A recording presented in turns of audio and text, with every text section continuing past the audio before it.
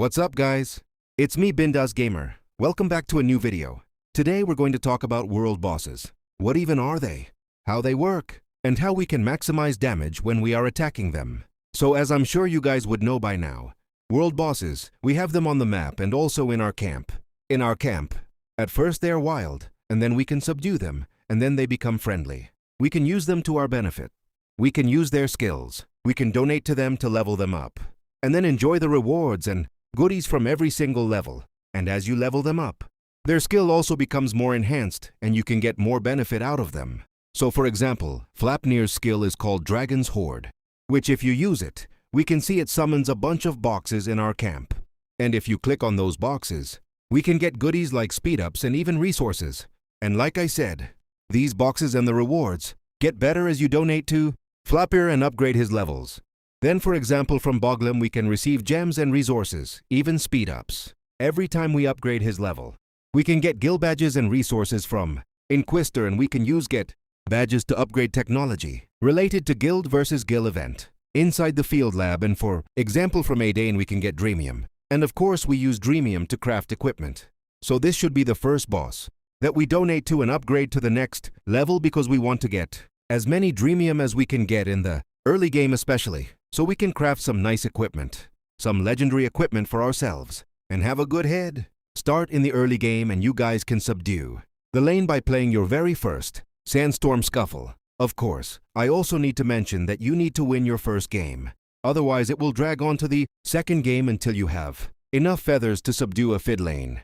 Now that being said, let's go to the world boss. And this is different, right? This is a whole different mechanic. And these world bosses, now they're on the map, no longer in your base, in your camp. And on the map, they can attack them about only 5 times a day at these times.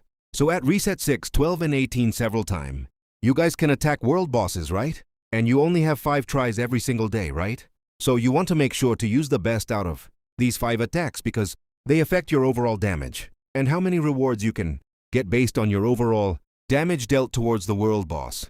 So as you guys can see now, it is the turn of Adane to be the world boss. Every single day these bosses change. So if today is a fight line, tomorrow it can be Boglum or somebody else. These guys are on a rotation, right? So we know that Adane is a fire nature world boss, right? So what counters fire? It is water. And because of that, we're going to want to use a squad consisted of 5 water Palmons, because in that case, we can deal 50% more damage towards the world boss if you're using a type that counters another type.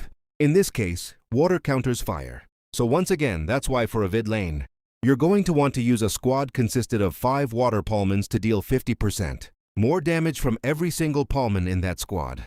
And this is how you can maximize your damage dealt to the world boss and thus progress further into the achievement of world bosses and unlock the next tier rewards. I mean, the gems look kind of crazy, like 2,000 gems towards the later levels. And that's a huge help if you are planning to upgrade your VIP or just do anything else with your gems or with your pallets. This is indeed a huge help, and you get eggs, you get speed-ups, right? But the main reward here, it is gems. The huge amount of gems or pallets you get from world boss achievements. And then of course there are also another rewards like daily rewards from attacking and from being on leaderboard. So for top 1, top 5, top 10, top 50 and top 100. Now, for example, let's say it is day 2, it is tomorrow already, and we have Philipir as world boss, right? And we want to defeat Philipir and deal as many damage as possible, right? So for Fabir, who has a water type, a water nature, then we should attack him using Palmons with electric nature, because electricity counters water, you know, even in real life that's how physics work. Then we have Oinkam, who is of electric nature, and we know in Palmon earth nature, Palmons, they counter electric, right? Then we have Boglum, who is of earth's nature, and we know that fire counters earth's. Just like in real life, right? I mean, it's all physics. You just have to memorize it. So let's say you forget about it, right? And you forget what type counters what. It's very easy to know that. You just go to Idle Lands, you go attack a level, right? And right there on top right corner, we can see the counter types. So it shows water counters fire, fire counters airs, airs counters electricity, and electricity counters water. As simple as that. And this logic applies to pretty much every attack and defense mechanic in the game. Nature types are unique and they all counter each other. Whether if you're attacking or being attacked, whether if you're attacking a world boss or a player, doesn't matter which game mode you're playing. Nature type and their counter mechanism always are in play.